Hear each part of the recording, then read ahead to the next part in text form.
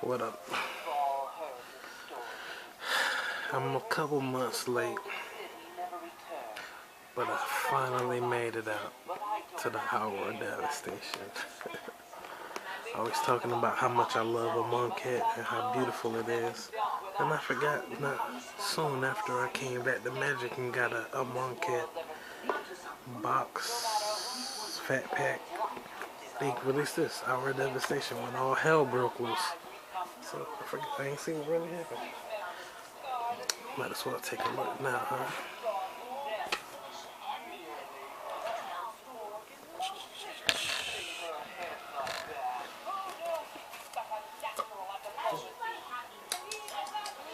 Let me see.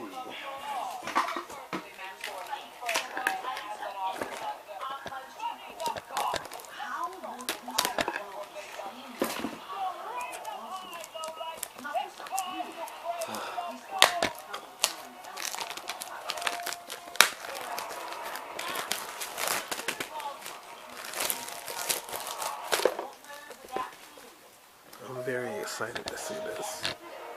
Oh, my timer. Let me know washing machine's done. I said, keep it going.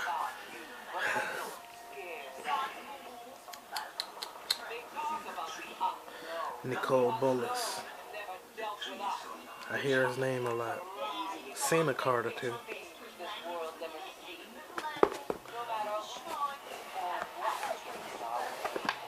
Whoa. Got some supplies back here.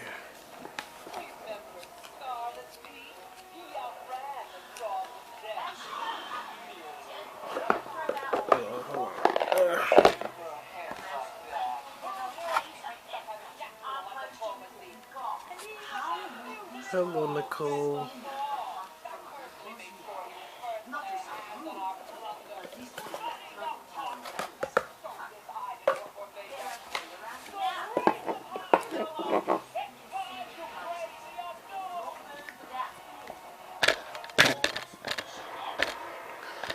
I'll take you for a walk down memory lane.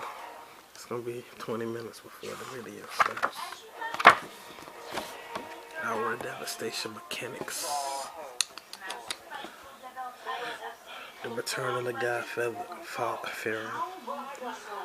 Nicole Bolas. Spoken of reverently for centuries on the plane of Amonkhet. It's finally here, but instead of the promised glorious afterlife, the dragon's return brings inconceivable destruction. The Hour of Devastation set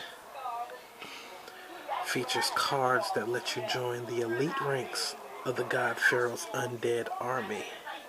Join the elite ranks of the God Pharaoh's undead army, or you can stand with the resistance dedicated to the old gods, siding with the Gate Watch as it rallies to derail Bolas's grand schemes. Eternalize. The Eternalize ability appears on creatures deemed worthy to join Bolas's army of unstoppable zombies. Some have passed the 5 trials, the cornerstone of Amonkhet society, before it was annihilated. Others were chosen for reasons known only to Bolas. Eternalize lets you exile the creature card from your graveyard and create a token copy of the creature. Except in its new life, the creature is a 4/4 black zombie, in addition to whatever creature types it had before. Each creature with Eternalize even has its own token card to show off the new undead look. Some of them have abilities that depend on their power, so the boost to 4/4 is even better. Your opponents won't have the resources to fend off each of your creatures twice, and will eventually succumb to your onslaught. Sunscourge Champion, a human wizard that's a 2/3. When it enters the battlefield, you gain life total to its power. Eternalize costs 4. discard a card.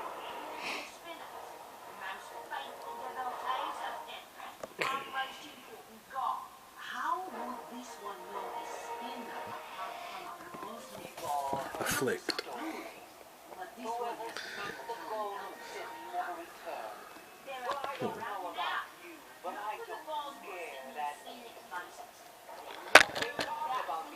Afflict.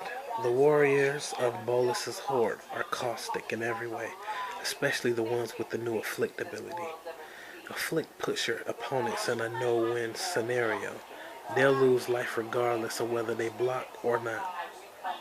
On top of that, some creatures with Afflict have abilities that make the blocking decision even more painful. Add in some combat tricks to keep your Afflict creatures alive, and your opponents may be left with no good options at all. Afflict 2. Whenever this creature...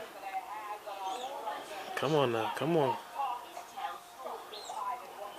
Oh, I should have put it on high motion. Whenever this creature becomes blocked, defending player loses 2 life. Whenever Eternal of Harsh Truths attacks and isn't blocked, you draw a card. If creating the Eternals, if creating the Eternals was Bolus's plan here, what is his plan for the Eternals? Jay Spalarin said that. So all of a sudden this camera's no good with shit. Let me see. I can't change anything. Alright. Deserts. With the removal of the Heckma, the magical protective barrier surrounding the city of Noctamon, the harsh sands of the desert sweep in, and you can harness their power in your own decks. Several lands in this set have the desert subtype, and even more cards have abilities that care about deserts. There's even a cycle of common deserts with cycling themed after the old pantheon.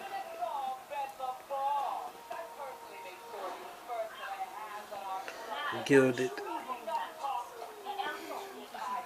Ceradon, creature, beast. Let's see, I'm gonna have to read it. Whenever Gilded Ceradon attacks, if you control a desert or there is a desert card in your graveyard, target creature can't block this turn. The plating of its horns is a token of honor from Hassare, who favors creatures with great hearts. And then here's a desert. I can't see on this little screen, but you probably can.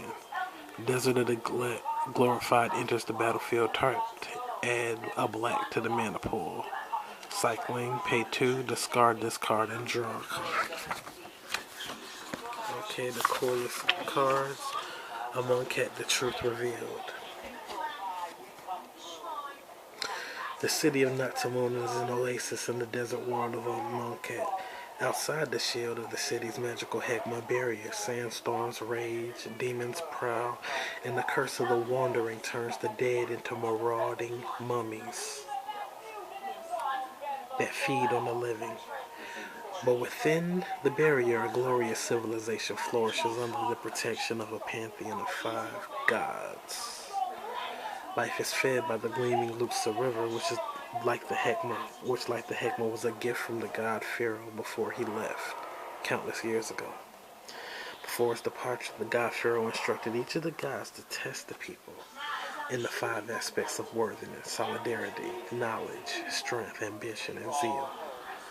Those who passed the trials of the gods and died a glorified death were sent through the gate to the afterlife.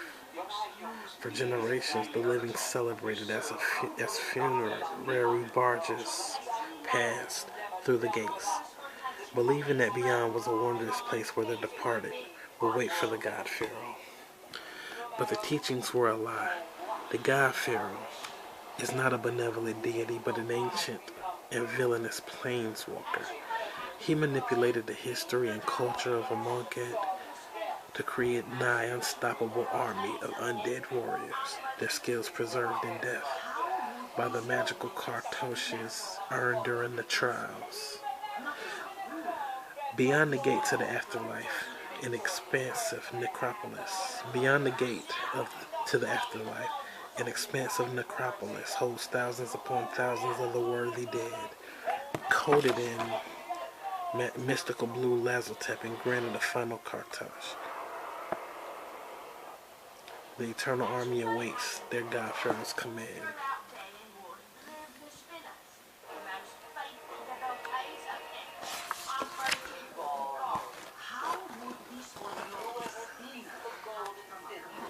Just heard the name a lot.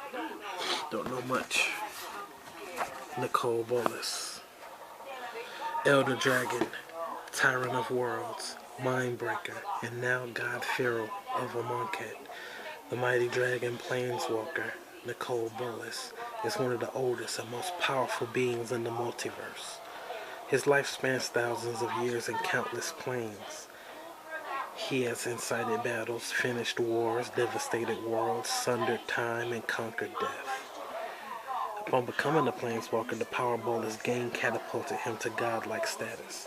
But rather than be a god of a single world, Nicole Bolas was a god of the multiverse. With a touch, he could shatter a mind. His laughter rattled the foundation of worlds, and his shouts were like peals of thunder.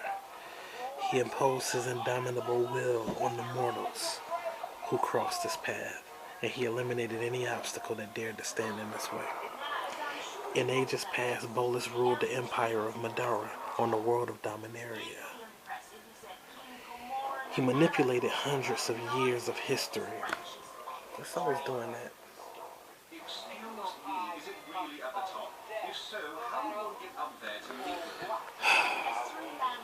In ages past, Bolas ruled the empire of Madara on the world of Dominaria. He manipulated hundreds of years of history and prophecy to bend the 5 shard planes of Alara to his will. Alright, I'm not cool with that. Alara is where my angels are from. Even among planeswalkers, Bolas was supreme. He was victorious in a duel against the Night Walker Lashrak, and he defeated Ugin, the spirit dragon, on Tarkir. Then tragedy struck. When the Mending healed the time rifts that threatened Dominaria, the aftershocks caused deep changes to the structure of the multiverse, altering the nature of the Planeswalker spark. Nicole Bolas was left with merely a shadow of his former powers. Though still more powerful than most beings in the multiverse, he ached for what had been lost and refused to accept his fate. Nicole Bolas is a mastermind of plots. He found something he needed on the world of Amonkhet, so he took control of the plane, usurped its gods, and repurposed it to serve his desires. He manipulated the history and beliefs of the people so that they would worship him as God Pharaoh. And he created a system that generated a necropolis full of fearsome undead warriors called the Eternals.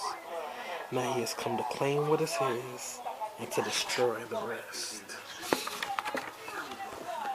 The God Pharaoh returns. The time has come to welcome the God Pharaoh. As the teachings foretold, the magical second sun has moved into place between the horns of the horizon. The waters of the Luxor grow still. The living of Noctamon gather. This is their final chance to prove their worth. The gate to the afterlife opens. When the second sun rests between the horns of the horizon, so begins the hour of revelation. Then the hour of glory, the hour of promise, and finally, the hour of eternity. Let me see, where's my damn controller? Okay.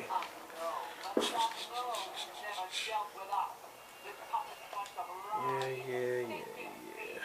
Okay, turn that off. Okay. Hour of revelation. So, a rush of terrible power surges from beyond the gate to the afterlife. In its wake, the people get their first glimpse of what waits on the other side. An expansive necropolis.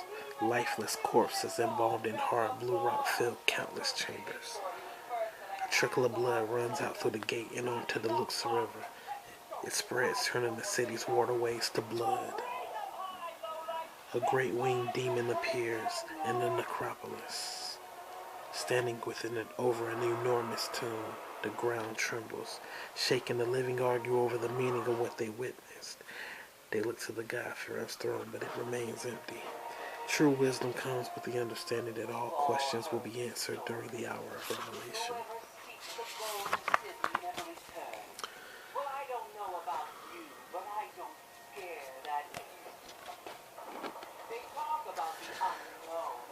From a bloody ritual, 3 horrific unknown gods rise from the massive tombs within the necropolis. The scorpion god steps through the gate of the afterlife. The people believe this is a test. Their god Ronus steps forward. He will prove his worth. Yeah. I'm recording a video. Huh? Alright. The scorpion god viciously slays Ronus. Man, I just got out the shower and conditioned my hair and all that shit. Next time I'm gonna go get some wood to burn. And it's fucking warm outside. Cause it's gonna rain tonight. Ronus's agonizing cry echoes through the city, and his lifeless corpse crumbles to the ground. The scorpion god turns to the rest of the pantheon. A wave of panic ripples through the ranks of the faithful. In the hour of glory, the gods and the untested will prove their worth before the God-fearer. That looks like an Eldrazi. The hour of promise. A second colossal god crashes through the city. The locust god. It summons swarms of massive locusts that descend upon the Heckma barrier. They eat through the protective magic, exposing Noctimonde to the desert and the horrors beyond. Cursed mummies flood in, hungry for the living. Unfathomable demons stalk the city. Swirling sand vortexes tear through the streets, eroding the massive monuments that have stood for decades.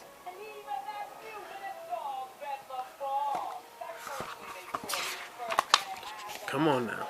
The hour of eternity.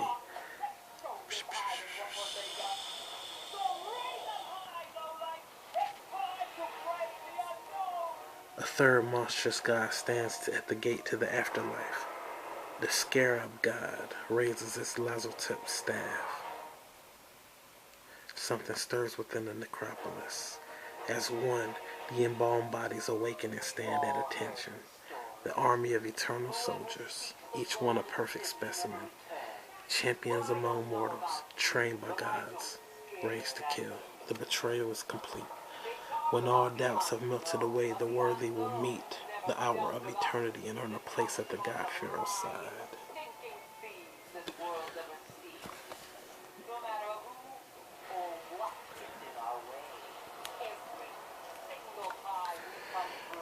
With Noctimonde in the throes of destruction, 1 hour remains. It was not spoken of in the accounting of hours, for it was not meant for the people of Amonkhet.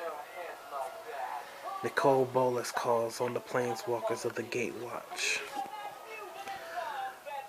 Liliana Vess, Jace Valerian, Chandra Nalar, Gideon Jura, Nisa Ravane to face him. They answer his challenge and an epic battle ensues. Nicole Bolas defeats the heroes one by one, pushing them to their breaking points and forcing them to planeswalk away. Nicole Bolas' victory is complete. Everything here exists or perishes at my whim, including you, Gatewatch.